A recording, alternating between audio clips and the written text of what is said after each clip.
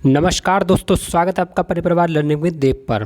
तो दोस्तों, आज ही हमारी यूपीडब्ल्यूएससी पेट 2023 के लिए जीके की 33वीं क्लास है, जहां पर आज हम जीके के 25 क्वेश्चंस को देखेंगे। तो दोस्तों, आज का हमारा पहला क्वेश्चन है स्क्रीन पर। और दोस्तों, ये वाला जो क्वेश्चन है ये पहले भी पूछा गया था हमारी यूपीडब्ल्यूएससी पेट की जो पहली बार जब परीक्षा हुई थी 2021 में। तो ये पहली शिफ्ट में ये वाला क्वेश्चन पूछा गया था कि निम्न में से कौन सा जोड़ा सही नहीं है। तो दोस्तों, यहाँ पर आपको देखना है कि यहाँ पर कौन सा जोड़ा गलत है।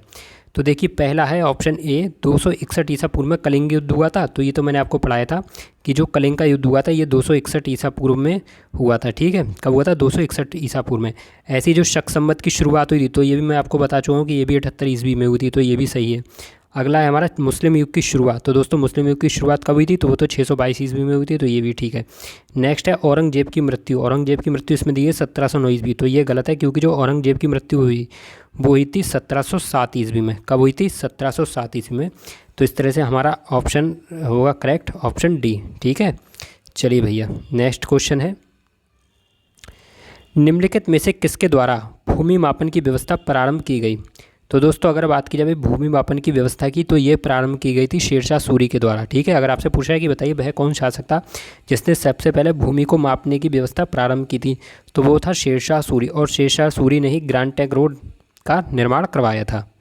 चलिए, नेक्स्ट है,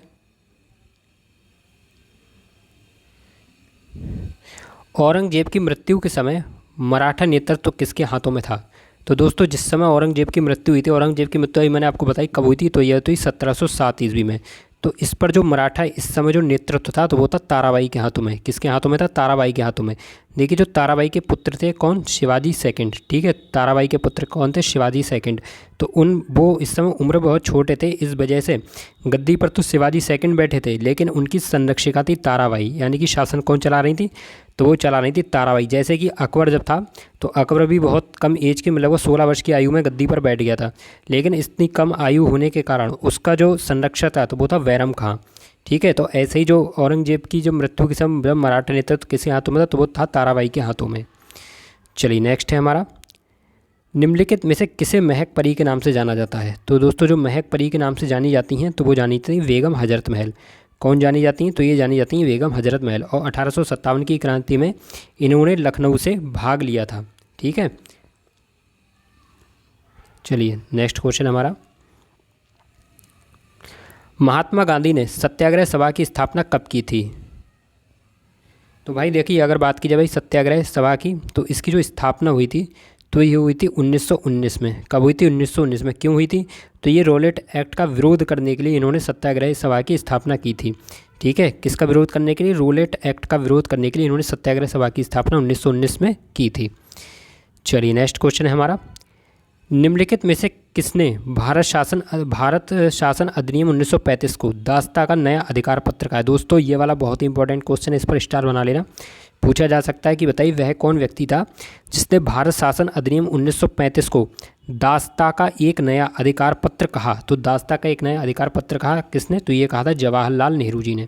किसने कहा था? तो ये कहा था जवाहरलाल नेहरू ने। किसे? भारत शासन अधिनियम 1935 को।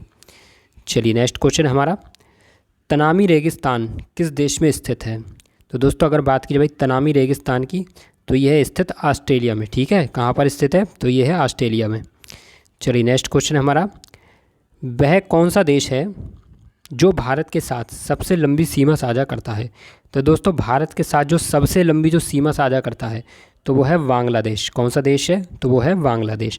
चलिए, आज हम जानेंगे बांग्लादेश के बारे में, जहाँ से क्वेश्चन पूछे जा सकते हैं। तो देखिए, बांग्लादेश की राजधानी क्या है? तो बांग्लादेश की राजधानी ढाका और मुद्रा है टाका। ठीक है, बांग्लादेश की राजधानी ढाका और मुद्रा है टका। अच्छा, राष्ट्रीय खेल बांग्लादेश का क्या है? तो वो है कबड्डी। ऐसे बांग्लादेश का राष्ट्रीय पुष्प है वाटर लिली। और बांग्लादेश जो है भारत के साथ कुल 4096 किलोमीटर की सीमा साझा करता है। ठीक है, लगभग करता है ये 4096.7 किलोमीटर की, लेकिन आप 4096 याद रखो, इतना ही बहुत है। तो बांग्लादेश भारत के साथ में कितने किलोमीटर की सीमा साझा करता है? तो ये करता है कुल 4096 किलोमीटर की सीमा साझा। अच्छा, कौन कौन से राज्य हैं जो बांग्लादेश के साथ में सीमा साझा करते हैं? तो ये कुल कितने हैं? तो ये हैं कुल 5 राज्य, पश्चिम बंगाल, असम, मेघालय, त्रिपुरा और मिजोरम। ठीक है, पश्चिम बंगाल, असम, मेघालय, त्रिपुरा और मिजोरम कुल 5 राज्य, भारत के कुल 5 राज्य बांग्लादेश के साथ में सीमा साझा करते हैं। और एक क्वेश्चन और बनता है कि बताइए भारत का वह कौन सा राज्य है जो तीनों ओर से बांग्लादेश से घिरा है, तो वह है त्रिपुरा। ठीक है, जो त्रिपुरा राज्य है वो एकमात्र ऐसा राज्य है जो बांग्लादेश से तीनों तरफ से घिरा हुआ है। चलिए नेक्स्ट क्वेश्चन है हमारा, सनी डेज नामक पुस्तक के लेखक कौन है। तो दोस्तों अगर बात की जाए ये सनी डेज पुस्तक की, तो इसके लेखक है सुनील गावस्कर। ठीक है, सनी डेज पुस्तक के लेखक कौन है, तो वो है सुनील गावस्कर। चलिए नेक्स्ट क्वेश्चन है हमारा, पोंग बांध किस नदी पर बना है। तो दोस्तों जो पोंग बांध है ये आपका ब्यास नदी पर बना है। ठीक है, पोंग बांध किस नदी पर बना है, तो ये बना है ब्यास नदी पर। चलिए नेक्स्ट क्वेश्चन है, पश्चिम बंगाल का रानीगंज किसके लिए प्रसिद्ध है। तो दोस्तों जो पश्चिम बंगाल का जो रानीगंज है ये है कोयला क्षेत्रों के लिए। ठीक है, जो कोयला का जो उत्पादन है वो होता है पश्चिम बंगाल के रानीगंज से। चलिए नेक्स्ट क्वेश्चन है, भारत की सबसे महत्वपूर्ण यूरेनियम की खदान कहाँ स्थित है। दोस्तों खनिज संसाधन से क्वेश्चन पूछे जाएंगे, इसलिए मैं हर क्लास में आपके लिए खनिज वाले टॉपिक से क्वेश्चन लेकर आ रहा हूँ, तो इन्हें ध्यान से कृपया याद करें क्योंकि एक क्वेश्चन हर साल पूछा जाता है। तो दोस्तों जो भारत की जो सबसे महत्वपूर्ण जो यूरेनियम की खदान है तो वो है जादूगुड़ा में। कहाँ पर है, जादूगुड़ा में। और ये कहाँ पड़ता है, तो ये पड़ता है झारखंड में। ठीक है, झारखंड का जो एक सिंहभूम जिला है, कौन सा जिला है, सिंहभूम जिला। झारखंड का सिंहभूमि लिख दिया मैंने, चलो सिंहभूमि कर लो या सिंहभूम कर लो, वो एक ही बात है। तो झारखंड का जो सिंहभूम जिला है वहाँ पर एक गांव पड़ता है, कौन सा, जादूगुड़ा। ठीक है, तो वहीं पर ये भारत की सबसे बड़ी यूरेनियम की खदान। ठीक है, भारत की सबसे बड़ी यूरेनियम की खदान, और यही भारत की पहली भी यूरेनियम की खदान थी।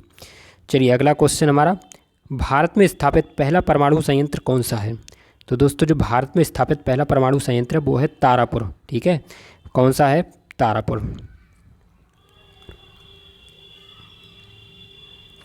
चलिए ये हमारा अगला क्वेश्चन, नारियल जटा उद्योग केंद्र कहाँ स्थित है। तो दोस्तों जो नारियल जटा उद्योग केंद्र है ये है आपका केरल में। कहाँ पर स्थित है, तो ये है केरल में। चलिए नेक्स्ट क्वेश्चन है, भारत का सबसे बड़ा बंदरगाह कौन सा है। दोस्तों very very important question, SSC में तो बहुत बार पूछा गया है और यूपी पैट में भी, पैट में तो नहीं पूछा गया लेकिन यूपी की तरफ से जो भी परीक्षाएं हुई ना उनमें मैंने इस क्वेश्चन को देख चुका हूँ।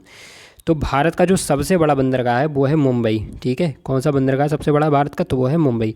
ये जो क्वेश्चन मैं आपको लाया हूँ ना ये सारे मैं आपको यूपी वाले क्वेश्चन लाया हूँ जो यूपी की परीक्षा में पूछे गए हैं, चाहे वो यूपी पीसीएस में पूछे हों या यूपी पैट में हो या लेखपाल में हो या आपके कौन सा होता है जूनियर असिस्टेंट हो सकता है और आपका वीडियो हो सकता है, तो वहाँ से ये सारे क्वेश्चन लिए हुए हैं।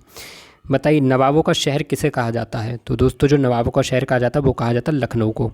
किसको कहा जाता है, लखनऊ को। ये उत्तर प्रदेश से रिलेटेड है, याद रखना है। चलिए अगला है क्वेश्चन, उत्तर भारत का मैनचेस्टर किसे कहा जाता है, कानपुर से को। तो ये भी मैं आपको पढ़ा चुका हूँ क्योंकि यूपी के सबसे ज़्यादा इंपॉर्टेंट है, तो वो तो लगभग मैंने आपको कंप्लीट कराई दी है। तो भाई उत्तर भारत का मैनचेस्टर किसे कहा जाता है, तो ये कहा जाता है कानपुर को। अच्छा, भारत का डेट्राइट किसे कहा जाता है, तो ये कहा जाता है पीथमपुर को। ठीक है, भारत का डेट्राइट किसे कहा जाता है, तो ये कहा जाता है पीथमपुर को। और बुनकरों का शहर बहुत ही ज़्यादा इंपॉर्टेंट है, ये कहा जाता है पानीपत को। ठीक, बुनकरों का शहर किसे कहा जाता है, तो ये कहा जाता है पानीपत को। चलिए आगे बढ़ते हैं। बताइए भारत की सिलिकॉन वैली कहाँ पर स्थित है। ठीक है, बताइए भारत की सिलिकॉन वैली। तो दोस्तों जो भारत की सिलिकॉन वैली है ये आपकी बंगलौर में स्थित, कहाँ पर है, बंगलुरु में। अच्छा, एक और थी साइलेंट वैली। साइलेंट वैली पता है, साइलेंट वैली कहाँ पर है, साइलेंट वैली मैं आपको पढ़ा चुका हूँ पहले। तो साइलेंट वैली आपके केरल में। ठीक है, केरल में एक जगह पड़ती है पलक्कड़, वहाँ पे है साइलेंट वैली। और सिलिकॉन वैली कहाँ पर है, तो भाई सिलिकॉन वैली है आपकी बंगलौर में। ठीक है, ये कर्नाटक राज्य में पड़ता है। चलिए नेक्स्ट है, निम्नलिखित में से किस राज्य को धान का कटोरा कहा जाता है। तो दोस्तों जो धान का कटोरा कहा जाता है यह कहा जाता है आपके आंध्र प्रदेश को। ठीक है, किसको कहा जाता है, आंध्र प्रदेश को। अच्छा एक बात बताइए, चीनी का कटोरा किसे कहा जाता था। चीनी का कटोरा मैंने आपको बताया ना कि चीनी का कटोरा किसे कहा जाता है। तो दोस्तों चीनी का कटोरा कहा जाता है अपने उत्तर प्रदेश राज्य को। बहुत ही ज़्यादा इंपॉर्टेंट है क्योंकि यूपी से रिलेटेड है। तो चीनी का कटोरा कहा जाता है यूपी को और धान का कटोरा कहा जाता है किसको, तो वो कहा जाता है आंध्र प्रदेश को। चलिए नेक्स्ट क्वेश्चन है हमारा, वेरी वेरी इंपॉर्टेंट क्वेश्चन आ गया स्क्रीन पर। बताइए उपराष्ट्रपति के पद का प्रावधान भारतीय संविधान के किस अनुच्छेद में दिया गया है। तो दोस्तों जो उपराष्ट्रपति के जो पद का प्रावधान है ये भारतीय संविधान के अनुच्छेद 63 में है। किस में है? तो ये है 63 में, अनुच्छेद 63 में। अच्छा 79 में क्या था? तो 79 में थी संसद। 79 में क्या है? संसद। 79 मैंने आपको बताया था ना, 79 में क्या है? तो वह संसद। और 124 में आपका सुप्रीम कोर्ट, ठीक है, सुप्रीम कोर्ट का वर्णन 124 में है। और 76 में है हमारे महान्यायवादी का वर्णन। ये सारे मैंने आपको याद करा दिए हैं, ठीक है। 76 में कौन सा? महान्यायवादी का वर्णन। अच्छा जब संसद की बात हो ही गई है तो बता दो फिर सब संसद के सदनों की बात। तो ट्रिक याद है नहीं है? मैंने क्या बताई थी? सरला ट्रिक थी। सरला यानी कि संसद, तो संसद का वर्णन 79 में है। रा से राज्यसभा, तो राज्यसभा का वर्णन 81 में है। और लाख से लोकसभा, तो लोकसभा का वर्णन है 81 में, ठीक है।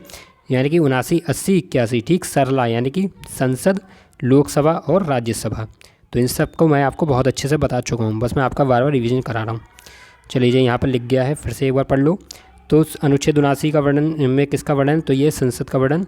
अनुच्छेद 124 में किसका वर्णन? तो ये सुप्रीम कोर्ट के गठन का वर्णन है। अनुच्छेद 76 में किसका है? तो भारत के महान्यायवादी का। अच्छा अनुच्छेद 324 में किसका है? तो 324 में हमारे इलेक्शन कमीशन का, ठीक है, जो चुनाव आयोग का वर्णन है वो है अनुच्छेद 324 में। चलिए नेक्स्ट है हमारा, चीन पहुंचने वाले प्रथम यूरोपियन कौन थे? तो दोस्तों जो चीन पहुंचने वाले पहले यूरोपियन थे तो वो थे मार्को पोलो, ठीक है। चीन पहुंचने वाला प्रथम यूरोपियन कौन था? तो वो था मार्को पोलो।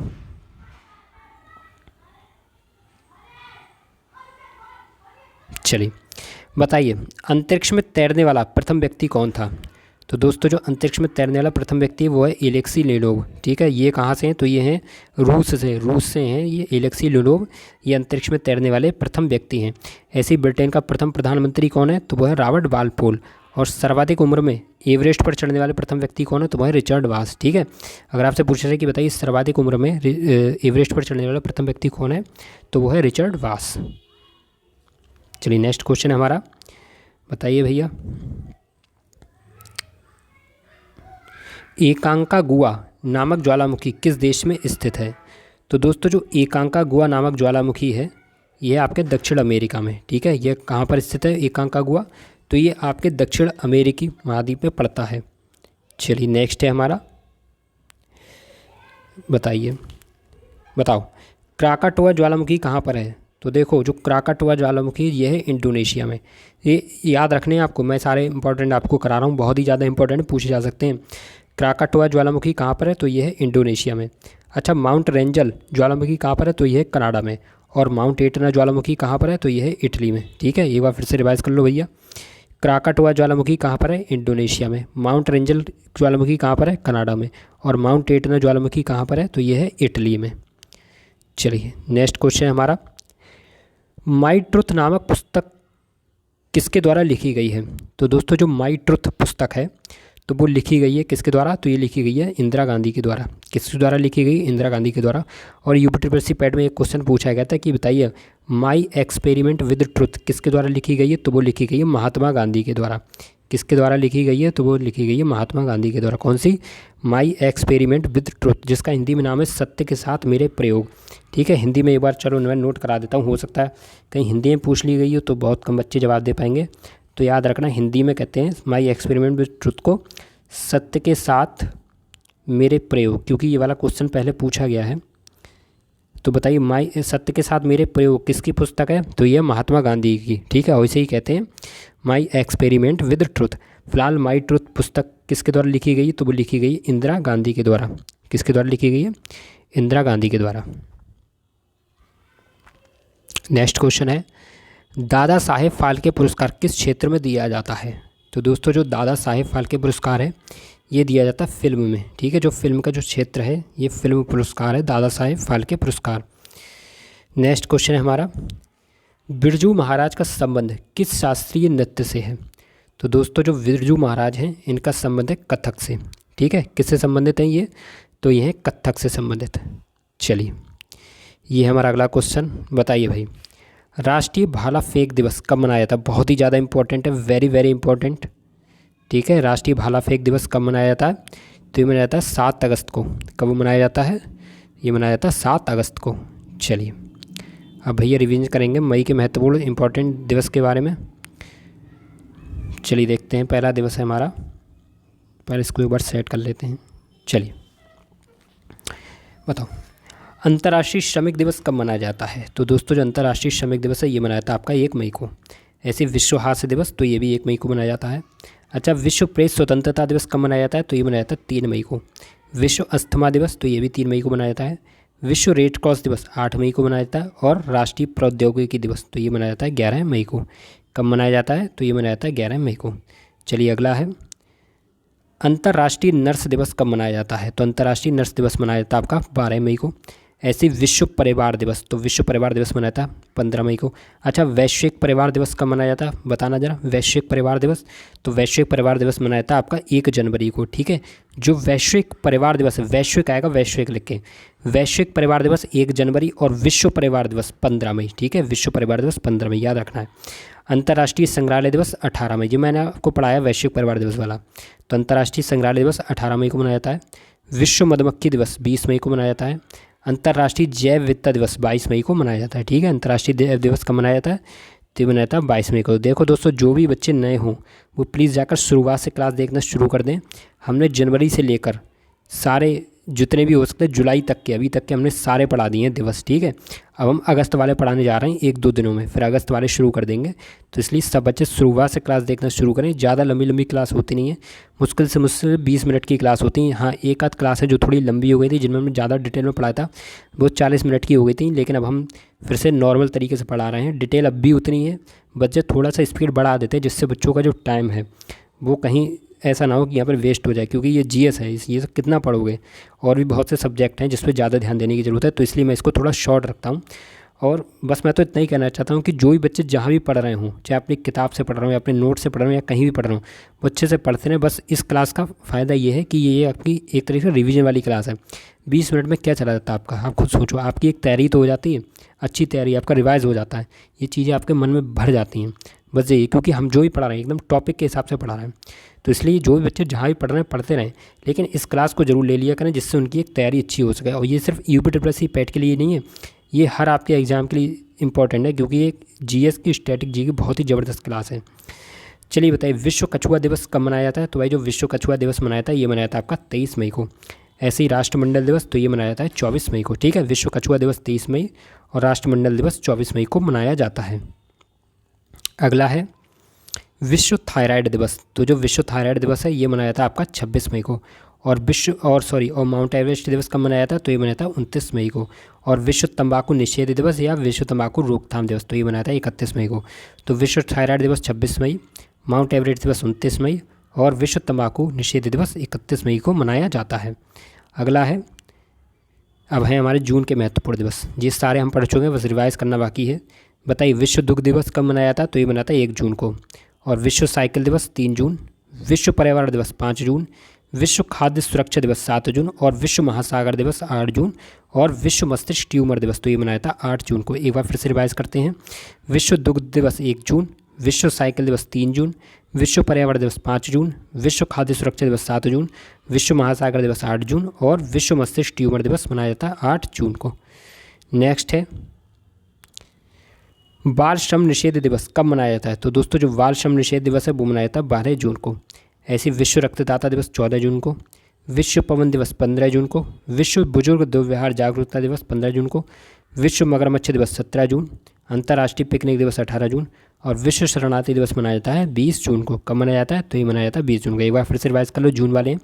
बाल श्रम निषेध दिवस 12 जून, विश्व रक्तदाता दिवस 14 जून, विश्व पवन दिवस 15 जून, विश्व बुजुर्ग दुर्व्यवहार जागरूकता दिवस 15 जून, विश्व मगरमच्छ दिवस 17 जून, अंतर्राष्ट्रीय पिकनिक दिवस 18 जून और विश्व शरणार्थी दिवस मनाया था 20 जून को। मैंने आपसे पिछली क्लास में क्वेश्चन पूछा था कि बताइए 18 जून को कौन सा युद्ध हुआ था।